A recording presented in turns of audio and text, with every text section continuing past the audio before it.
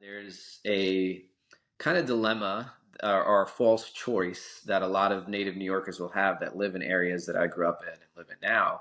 And it's, do I go to like Manhattan or downtown to the church that I would feel comfortable inviting my friend as kind of more modern and up to date? But I don't really feel at home. I don't have a lot of connection or friendships because it's so far away, or, it's very transient. Or do I go to like the church that I step in and I feel at home? These are my aunts and my uncles and lifelong friends, but I would never invite, one of my friends to, because I don't know what the pastor is going to say or what's going to happen during the service. Hi, my name is Justin Mattera. I am a father, pastor, and entrepreneur in New York City. I have 5 kids, beautiful wife, and this is my faithly story. Could you share how your faith journey started? Yeah, I am a pastor's kid, so faith journey started really young, but really started when I turned, probably seriously when I turned uh, 16, where I read a couple of books that really contradicted what I grew up learning, and went down the route of atheism for several years. But between high school and college, I decided, the question of whether God was real or not was a question that would define the rest of my life and needed time to explore. And so I took a gap year before going to college. I moved to a cornfield in Ohio to live with my uncle, who was also a pastor out there, and just trying to figure out the question, getting away from friends, family, everything I knew, if God was real. And praise God that he met me in some incredible ways during that year. And I moved back to New York City, not as a home, but as a mission field for what I would kind of put roots down for the rest of my life and see what God wanted to do here in my city. What was the book? Think and Grow Rich by Napoleon Hill. So I grew up a lot around word of faith and prosperity gospel, and what I realized was all this talk about Jesus was, from my understanding at the time, was no different than all these other ways of accumulating wealth in the world. And so, why would I suffer with all these rules if I could just manifest it in different ways? And so that's what started that journey. So, what happened in Ohio that like made you come back? Well, I never intended to stay there forever. I wanted I'm to. sorry, I meant like your faith, not like literally. So yeah, so what Gotcha. happened? Yeah, what Yes. happened in Ohio that made you come back to faith? Yeah. Honestly, I'm charismatic. So what happened was I just spent several months praying through John 10, that, if you are his sheep, then you will know the voice of the shepherd, and asking God to hear his voice and to know that he was real and to know him. And I had felt like God had spoken to me throughout my life, but I was never abundantly sure, whether that was me or not. And so, I knew everything intellectually. My dad was very good at training me from a young age, making me read every apologetics book, church history, everything you can imagine. Um, but at this point, I needed to kind of experience my faith to really know that God was real. And so I just kind of, my fleece putting out before God was asking him to give me a prophetic word about somebody else that I had never met before and that I would know nothing about their life. And so I prayed on this. And as new people were coming to church, I felt like God was, sharing things with me to share with them, but I was too chicken to go up to them and share it. But one night at our youth group, the youth pastor had come up to me and he said, "Hey, Justin, I think God is like putting something on your heart to share to somebody." And I did have something that I felt. And so I went up to that person and I shared it with them. No miracle, lightning, or anything like that. But at the end of it, the guy just kind of looked at me dumbfounded and said, "Man, I was wrestling with that all night last night. I couldn't sleep. And I came to church hoping to find the answer. And you just shared it with me." And I remember walking out the back door of the church and just kind of like screaming outside, like, "Oh man, God, you're real." And then that just began to happen very often. And built my faith from there. But at some point, I think that moment was the moment of like, okay, I'm not making this up. I'm not crazy. Um, God is real, and I'm willing to kind of go 110% in this. So for those audience, I mean, I honestly don't know who watches this, so like, but I do have like more charismatic friends and whatnot, and like even recently, I'm learning like speaking from the heart is actually what God wants of us. It's not Mm. knowledge, right? It's understanding. And so for you, like, could you kind of describe what that's like to receive a word and to share it so that you're not checking out and then you know that it's not you, that it's from the Lord? Yeah, I think ultimately what I've learned is this comes down to obedience. And I would say my life is more a journey of obedience than like great ideas and strategy or anything like that, of just uh, kind of seeing what God is putting in front of me and taking those steps. And so specifically for sharing a word with somebody that I believe that the Lord has put on my heart for them is um, it's hard to describe. I would describe it as you didn't have information a second ago, and now you do. And I think I've learned over time to differentiate. What is my own feelings, what is the voice of God, and what are outside voices. And God helped me kind of distinguish that. And when I was younger, while I was away in Ohio, of just like showing me different times He did speak to me, and different times in my life where He did lead me, and how it all kind of felt the same and sounded the same and looked the same. And now, as He was doing that with me about whether sharing with other people or making decisions for my life, it was all in the same vein. um, and it's different every time. Sometimes it's like it's a uh, uh, almost like a I cannot contain this this thing that is in me, and I have to share it. There are times where I'm praying for somebody, and I don't know. I just know. Like I said, it's there. It's there 1 second. It wasn't there the minute before. And to this day, praise God. Whenever that does happen, it seems like it has been God speaking and working. So I just continue to obey. It's funny because for me, it doesn't happen with people. It's like when I learn something new, it's like the best way I can describe it is like the Big Bang. Something kind of a spontaneous thought comes, and Yep. then it unravels and becomes this like comprehensive word, Yeah. and it kind of flows, And I realize when I'm trying too hard to make these words make sense, it's me. But when it's just flowing, it's like from the Lord, and I'm like astonished. So thank you for that. Yeah. Um, so as you were going through your atheist rabbit hole, because I have a really close friend who's a so-called atheist, but he's more agnostic. Hmm. But he claims so adamantly, but he has a really good heart, so he can't be an atheist. So for you, like, could you kind of explain for you your journey of atheism, like exploring being an atheist, and then what about being an atheist? Like most people who find something else, they stick to it, but for you, like something convinced you. Wait, I don't think this is it either. Do you know what I mean? So could you explain like your journey and then coming out of that? Yeah, I think that is where the beauty of parenting comes into play. In the scriptures in Deuteronomy chapter 6, we are told to parent our children, disciple them, train them, teach them. And my parents were very diligent in doing that with me throughout my entire life. And so I sat down one day on my bed, and I realized if I do follow this path of atheism, everything I had dreamed about, everything I had been taught, everything I had imagined my life to be would be wrong. And I had to craft a new life, new thought patterns, kind of this entirely new worldview. That was daunting, but I also realized that it would be alienating from my family. It would be alienating from every dream I ever had since I was a kid. It would be alienating from everything I knew. And so that's what prompted me to explore more. Before I make this huge decision that will literally radically transform everything about my life, what I do, how I make decisions, how I act, how I treat people, all of this stuff, I should probably figure out if this is the right decision. And so it wasn't a yeah, it wasn't a like, oh, maybe atheism is wrong in a sense. It was more of a, I will have been wrong. My parents have been wrong. Everything will be wrong. And so let me just make sure I'm making the right decision.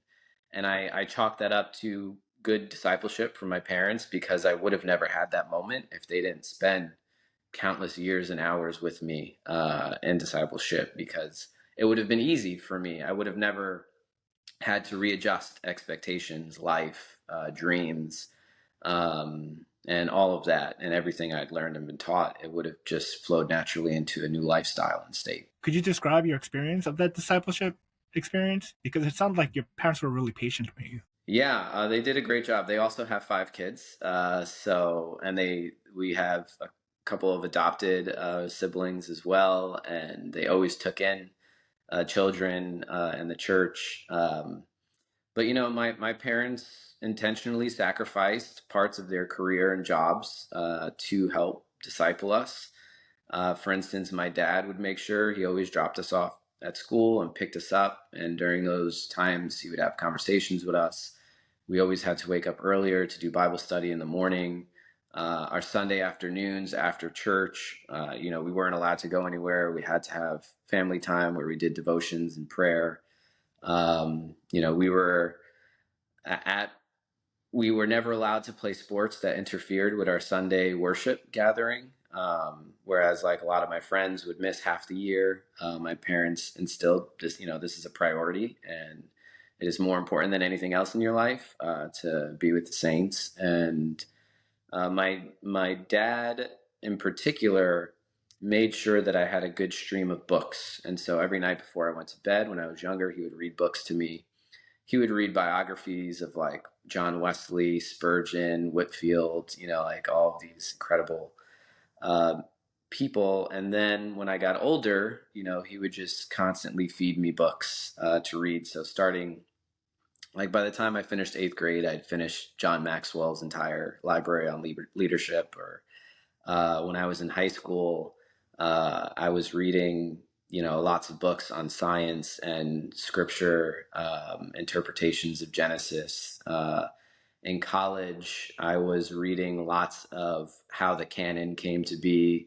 How do we trust the scriptures, the historicity of Jesus, of the scriptures, all these things as I, debated with my professors. Like it was always a stream. And I think the greatest thing that my parents had taught me is that all truth leads to God, and to never be scared of it. And that for anything a professor or a friend tells me, there's always an answer. And so to search out that answer. And I did. I love that. That kind of explains like what happened to me a year ago, where I kept like coming into these confrontations between these two theologies because I was so uptight about like right and wrong in this binary thinking instead of this comprehensive like, oh wait, it's just relational. Yeah, right? yeah. What does it mean to so So you're not reformed anymore, is what you're telling me? my theology is very reformed because I really think it's concrete, like the core things, and not the tertiary stuff. Yeah, I yeah, think I yeah, think we've like gone off the rails because yeah, we're trying to give an answer to everything yeah. rather than point back to Jesus as, okay, how does Jesus make this make sense, right? What convinced you to see New York not just as home but like as a mission field? Whew, that's a good question. I think ultimately it was the Lord. I don't think it was something I did on my own, but I am glad that God did this.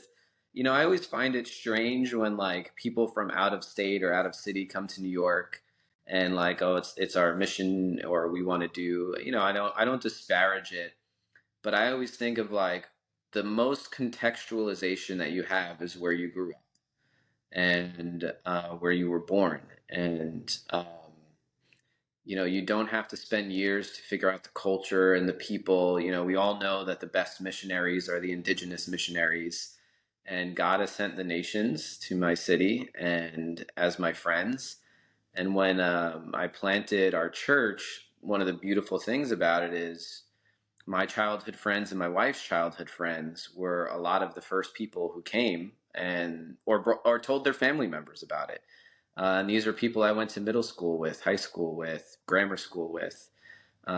We met in the school I graduated 8th grade from, when we first launched. And so Uh, it's beautiful to see God work where you grew up, and I think you have the best context for it.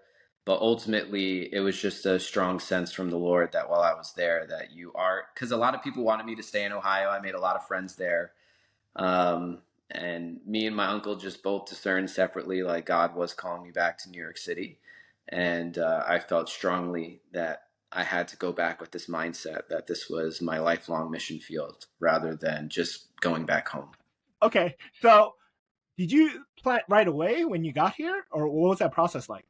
No, I did not plant right away. I was only 18 when I got back. So I went to Baruch, which is a business college in the city, studied finance. I got heavily involved in InterVarsity, which I would say is like my first real experience with ministry. Even though I'd always been a part of ministry in the church, I was the president of my chapter sophomore year, and like there's a different weight, when you're in charge. Um, and that, since then it had been just nonstop ministry in my life.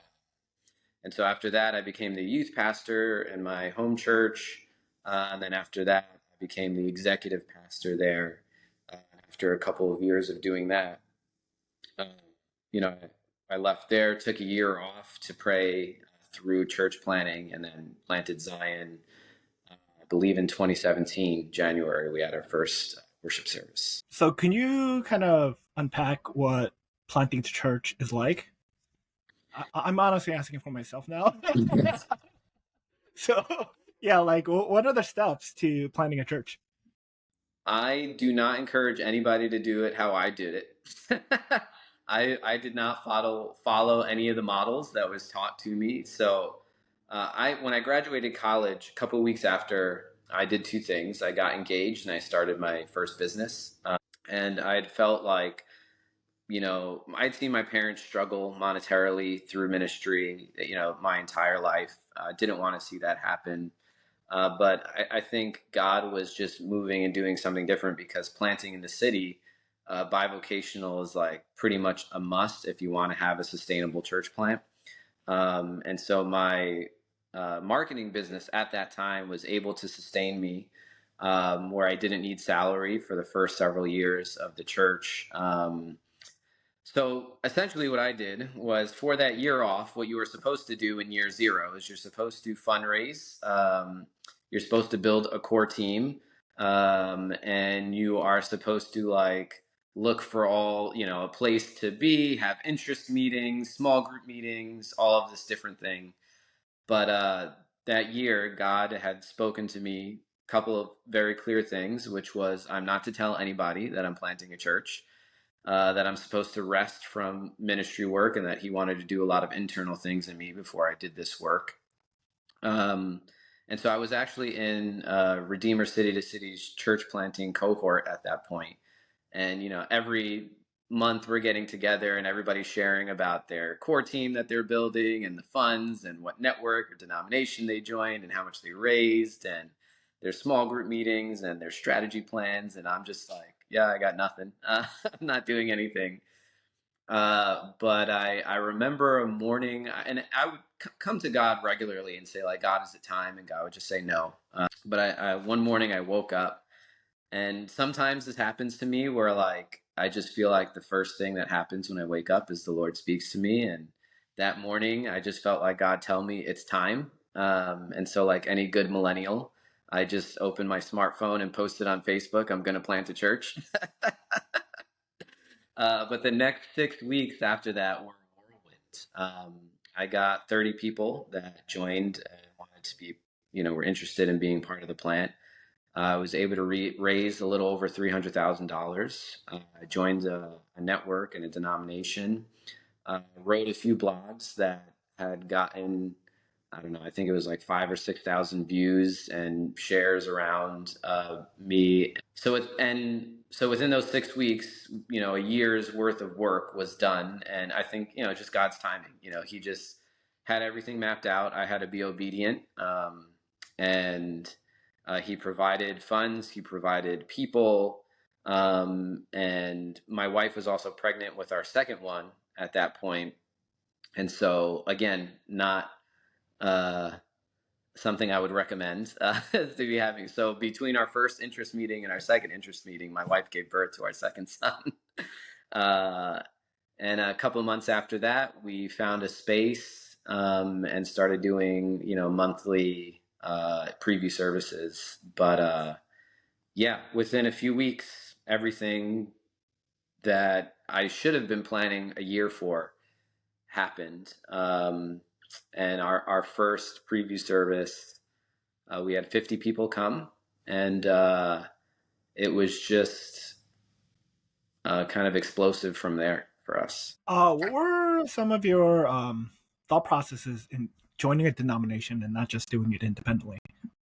Yeah, I had grown up non-denominational, so all of our friends and other pastors and churches and all that stuff were in the non-denominational world.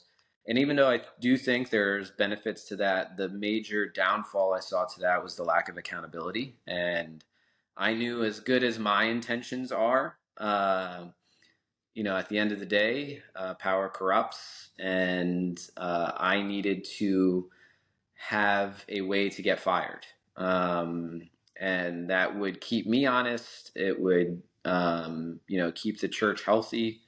And so when I kind of determined I needed to be fired if anything happened, and I didn't want to have this kind of set man mentality, then I started looking into a bunch of denominations, and what I looked for were generally, I wanted somebody that would, strategically have the same vision I had, which was planting in urban areas, and two would be relational rather than bureaucratic. And so I, praise God, was able to find somebody, knew of denomination that wanted to plant in New York. They hooked me up with them. And in our first meeting, which is kind of wild thinking back, like there were no tests, there were no interviews. At the end of the meeting, he just shook my hand and basically was like, "Yep, we're going to fund you." We had a 3-hour coffee meet. But after exploring, it was a God move, and I'm thankful for it. So, could you describe the progression and the, like, I guess, quote unquote explosion? Yeah.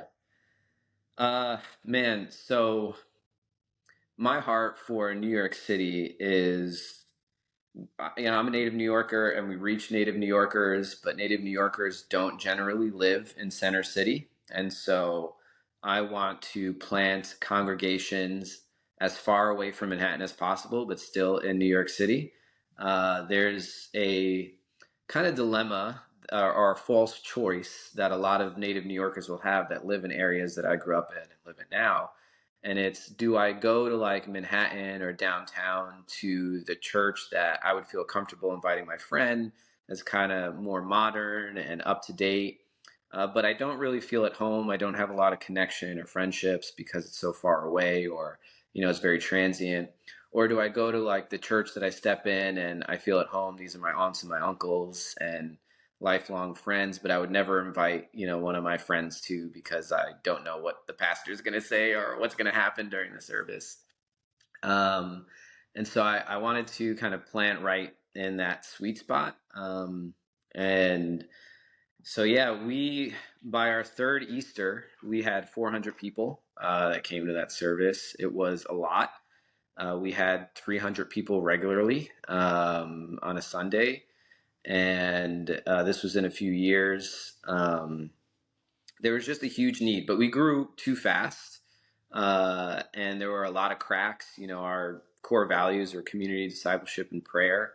And I didn't know half the people in the room, and our leaders didn't know half the people in the room. And with that came a lot of headache and hardship. Um, and we wound up having a Thanksgiving feast. We were renting a public school, and one of our volunteers made a mistake in how we did a cleanup, and that prompted the principal to terminate our lease immediately. And so the day before Thanksgiving in 2019, I got a call from the principal saying we weren't allowed to be in the school anymore. I just begged her on the phone for one more week. She gave me it. And, I went through I'm going to sue them. We're going to buy another building. We're going to find another space. But in prayer, I just felt God strongly say, like, you're not going to another space. You're not going to sue them. I'm removing you from this space. You're not supposed to be here anymore. And so we wound up moving to a house church model in December of 2019. And as you know, COVID hit a few months later. And so I'm just thinking, like, I'm an idiot. I didn't want to start a house church, model. God, why are you doing this to me?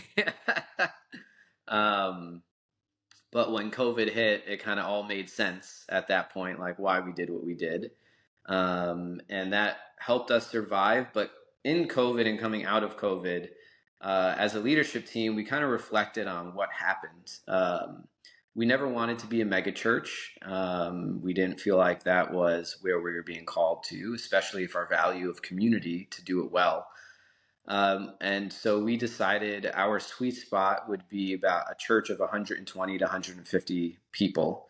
And as we grew beyond that, the hopes would be to plant in more neighborhoods that kind of fit that model of being in New York City, but where more native people or immigrants lived, which was our 99% of our makeup. And so we had about 50 people were coming from the North Shore and Staten Island. So we thought, all right, coming out of COVID, let's just plant another congregation in Staten Island, and then replant essentially the one in Brooklyn.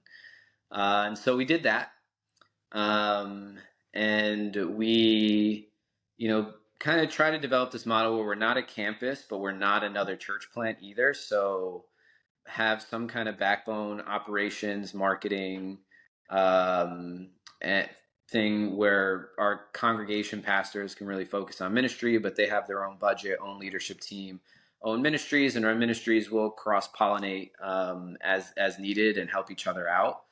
Um, and so that kind of is what built out that model. And so much stuff happened in between then. I mean, I had just opened up a coffee shop 6 months before COVID started. Then me and Pastor James kind of co-founded Pray March Act in the middle of the George Floyd riots. And so coming out of COVID with all of this stuff, it was just, more like we want to drill down to the basics. We don't want to build a large crowd. We don't want high production. We don't want like all of these different things that originally we were using to draw people, but we realized we're not drawing people that are interested in Jesus and Jesus alone. We're drawing people that are interested in concerts or production or nice music. So even that, like we had only a piano or a guitar and a singer, for a year after COVID intentionally. Um, and we're just, we want to be here for Christ and Christ alone. We have a third congregation now because my parents wound up retiring and giving me their church. So we merged their church into ours. And so our Brooklyn congregation is a bit bigger right now again. And they also had another Staten Island plant. So we have three currently, one in Brooklyn with 2 services, and then 2 plants out in Staten Island. What advice would you give to people, or maybe you can give like a case study or a situation of like the struggles? So you were mentioning like the mistake. Yeah, because like church planning is tough because it's like a startup and you don't know what you're getting yourself into. And if you get an influx of people, like you don't know what to do. Um, like how did you kind of come to those decisions as a team? Yeah. I wish I could take credit for it. A lot of it was prayer. We would pray together, pray through our struggles, what we're doing, and just felt like God was kind of leading us through it. Uh, you know, we would all also talk very openly as a team. Our leadership meetings are very different than what most people are used to. There's no decorum and respect. It is honesty and discussion. And I'm combating my ideas and they're combating their ideas, and we're just trying to get to the best stuff. And so there's no like niceties of oh, it's so great, or this is nice, or and people are kind of feeling like something isn't good. So if we're coming to the table and most of our leaders are saying like, what's going on, we don't know half the people, how are we discipling these people, this is an issue, we would wrestle with that regularly. um if there were people that were coming in that were having undue influence because we didn't have the infrastructure, to kind of weed those people out, and make sure they weren't. So there were a couple of wolves that were able to get in that we figured out they were wolves a little too late before we kicked them out. And So when COVID kind of made us stop, and just spend a lot more time reflecting, praying, and talking, it just, I just felt like the Spirit used that as an opportunity for us to really change courses, redirect what our primary goals were. I think so our kind of guiding verse is Acts 2:42, where people gave themselves over to the fellowship, the breaking of bread, the apostles' teaching, and the prayers. And then after that, you see all these great things. You see generosity. You see the church is growing daily. You see unity. And I think we chase the outcomes instead of chasing like the values. And so we really redirected. We're not going to chase numbers. That's not on any of our goal sheets. We're not going to chase generosity. That's not on our goal sheets. We're going to chase these values that we really believe is what centered the early church. And if we're doing well, if we're healthy, those outcomes are going to come. We're going to grow. We're going to see generous people. We're going to have united church. And so the outcomes we'll look at our numbers, we'll look at all of those things, and we'll be able to determine what's our health at. And if those things aren't good, we don't put a new number on the board and say like, let's hit that number. We go back to, have we been developing good community? What is discipleship looking like? And so the thought around all of that is, how do we build good frameworks? Because we don't, I talked to this one church planner, and he had 30 people in his church for about a year or two at that point. And he was looking and researching discipleship models. And he was researching discipleship models that could grow into 500. And my word to him was like, you need to grow into 50, like stop worrying about, you can't. And I think so many pastors get caught up in the scale. Like, I need to figure out the best home to build, this model where it's like, you're trying to build an apartment complex and you haven't yet built like a correct foundation for a one family home. And we just get so caught up in that. So for us, we wanted to develop good frameworks. And so frameworks are around our values and being missional with our values.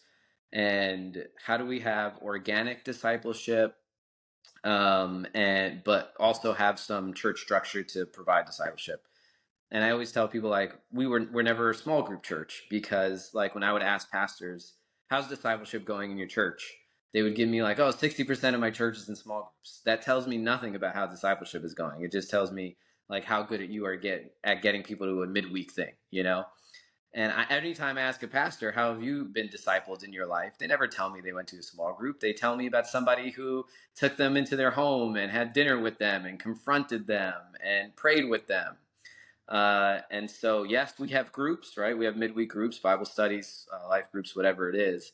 But that is not discipleship. Discipleship is taking people into your home. Discipleship is praying with people. Discipleship is sharing, is done over a meal. And so how we are defining these things as well is where we do have programs, but programs don't run the church, right? There's lots of ways that people get discipled, lots of ways that people find community. And so this kind of simple church model really alienates a lot of people from finding that. And it's all about scale. And in scale, we lose a lot of nuance. And I personally think we lose what it means to actually be a church. The family aspects, the chaos of being in deep community, the discipleship that is one-on-one, that is confrontational, that is convicting, the prayer that is not individual, but very much corporate, and with the body. And so everything that we do is trying to live into that. How did you meet your wife? I met my wife in youth group at church. So when I had gotten back from Ohio, I just kind of jumped right into youth leadership. And she was kind of coming on and off, and I just took it upon myself with a bunch of the different kids that were going, to just like email them whenever they were not there. Or back then, I was MySpace messaging all of them. And so every week that she wasn't there, I would just send her a message like, "Hey, we missed you today. Hope to see you next week." So we just developed a friendship through that. And we didn't have feelings for each other in the beginning. It took a couple of years for that to happen. But once it did, rest is history from there. Did she like you back? Like initially? No, so neither of us had feelings for each other. And then when I started to develop feelings for her, she's 3 years younger than me. So I was 19, she was 16. And at that point, it was like, she's too young. I'm just going to keep this under wraps. And so I did not tell it to anybody, including her, for 2 years after that. So when she was probably midway through her 18th year and her first year of college, that was when I brought it to my brother, my older brother, Chris. And he was like, "Yeah, I think this could be good, so go for it." And so I asked her on a date in June, and she said no.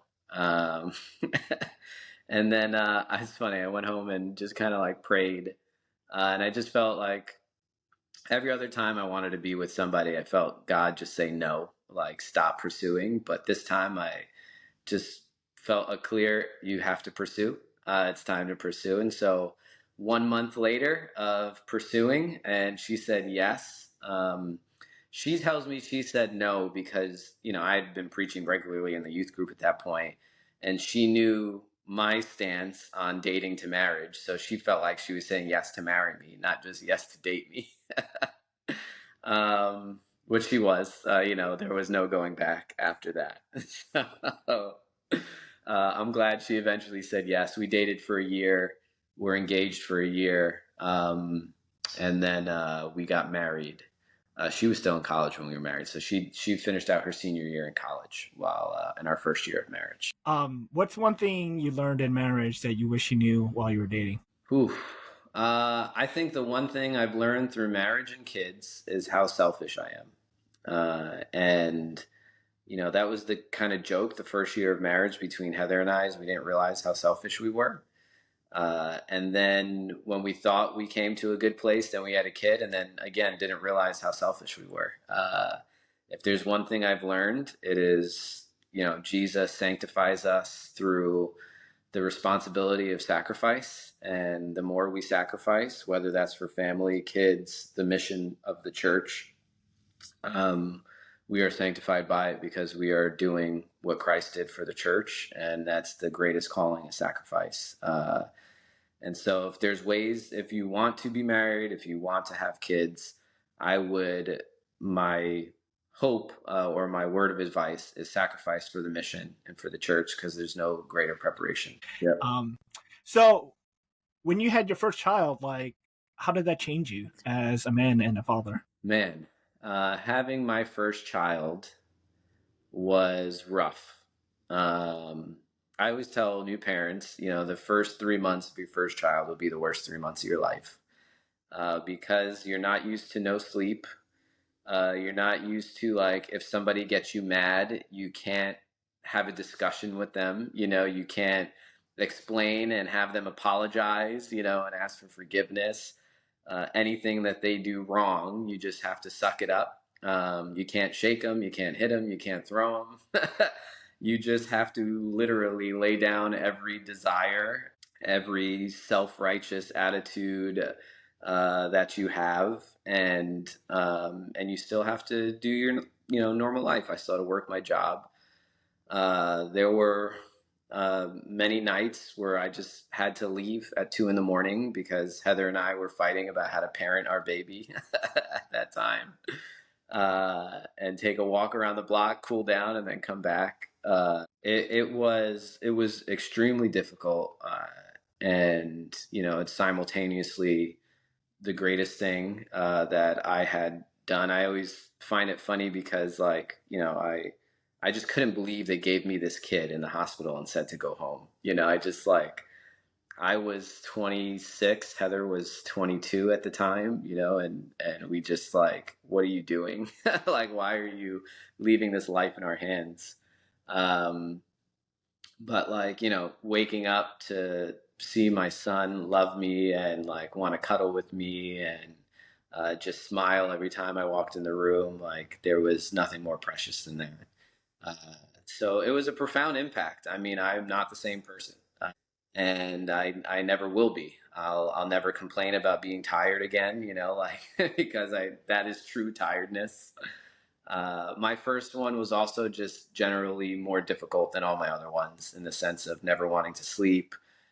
It was a mix of we didn't know what we were doing parenting and very strong-willed personality, and there was no sleep training this one, so it was 2 years before we had him sleep through the night. But yeah, I don't know. It's just how do you describe what changes you? I mean, your whole life is thrown upside down. Nothing I thought I was good at. The fruit of the spirit seemed what I thought I was good at, or what I thought I had a lot of fruit in. I realized, I just had baby fruit. Yeah, God's perfect because He knows exactly what it takes to break us, but Yes. not destroy us. Yes. It's like the Jacob wrestling. It's like He'll give you a limp, but don't worry, you'll be Yep. walking. Yep. Okay, so I asked this in context because I know a lot of young parents, especially like nowadays, they only want to have one or maybe two because they're afraid. But you have five now, and I don't know if you're gonna stop. But like what gets you over the hump of like having too many? Because the world says you gotta have this many money and like be this secure. Yeah. For me, children was a real theology change for me. The world really does not like children. And we see it's not a different world than the world of Jesus. When the parents want to bring the children to Jesus, the disciples rebuke the parents because they don't think that children are worth the time of Christ. And right before this, Jesus gives a parable in Luke 18 of the tax collector and the Pharisee who pray in the temple. And the Pharisee prays a prayer of pride, of how great he is, and he leaves the temple unjustified. And the tax collector prays a prayer, Lord, have mercy on me, a sinner. And he leaves justified. And Jesus says, those who exalt themselves will be humbled, and those who humble themselves will be exalted. And then the next story we get is these children coming to Jesus. And Jesus not only says to let them come to him, but he says that that if we don't have faith like a child and become born again and act like a child, then we will not receive eternal salvation. And so not only does he welcome them, but he uses children as a model of salvation. And now we say born again because we literally become children again. And to understand the preciousness of children in God's eyes, I actually serve in our kids ministry in our church because I believe that is probably more important than teaching adult through my sermons. And getting to know, whenever I meet a parent, I also meet the child. I ask them their name, I ask them how old they are. I talk to them. I believe it is our duty to do that. And so children, the world hates them because it is sacrifice. It takes away our independence, financial or autonomy of time. And yet, these are all things that Jesus calls us to live a life of dependence on Him. If we are living in American independence, then we are not living a Christian life.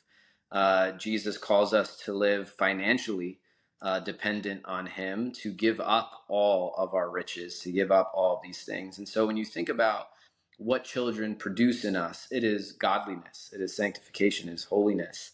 And naturally, the world and our flesh hates these things and to produce these things. And so who wants more children when it means less free time, less money, less autonomy? Like, we don't want that.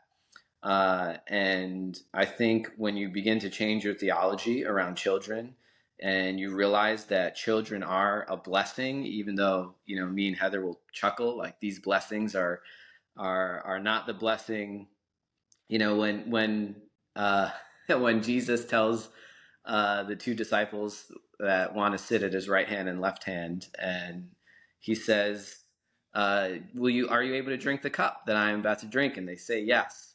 And he goes, "Great, you're going to drink the cup, but I am not the one who can give you the right hand and the left hand. So you're going to get the suffering, but I don't know your position." Basically, is what he says. But the blessing is to be in fellowship through suffering with Jesus, and the more that we are able to do that, the more, in Philippians 3:10 makes sense when Paul says to know Christ, the fellowship of his suffering, the power of his resurrection. We cannot truly know him unless we understand suffering, which is truly, as Jesus said, to lay down our life, to pick up their cross daily and to follow him. And children are such an amazing way to do that. And I think the more you let go of your life and you realize I'm just going to lay it down, the more you can see the blessing of children. And I can tell you, yes, it has been hard, but there is nothing better than having all four of my kids snuggle me on a Saturday morning or having breakfast together. Like my life is not my own. My life is now to train them, to care for them, to teach them. And the fruit of my life is not in my paycheck. The fruit of my life is not in my career title. It is not in my resume. It is going to be these kingdom things. One of those kingdom things is raising my family well and training my children. How can we be praying for you and your family? Yeah, that's an easy one. My wife is due in 3 weeks, and it has been 5 years since we had a child, so we are just like getting right back in the ring. The end of pregnancy is very difficult, has always been very difficult for her. Just, you can't sleep, uncomfortable, pains everywhere. So just praying for peace over her body, joy in this process. Um, and as we go into this next season, just another measure of grace, from God to walk through well and be pruned of what doesn't belong and allow new fruit to kind of come into the vineyard. All right, man. It's been amazing meeting you. Thanks for coming on. Yeah, man. Thank you. I appreciate it. It was nice to meet you too. I'm assuming we're going to get together at some point in the future at this point. Okay, that's it for the podcast, guys. Bye.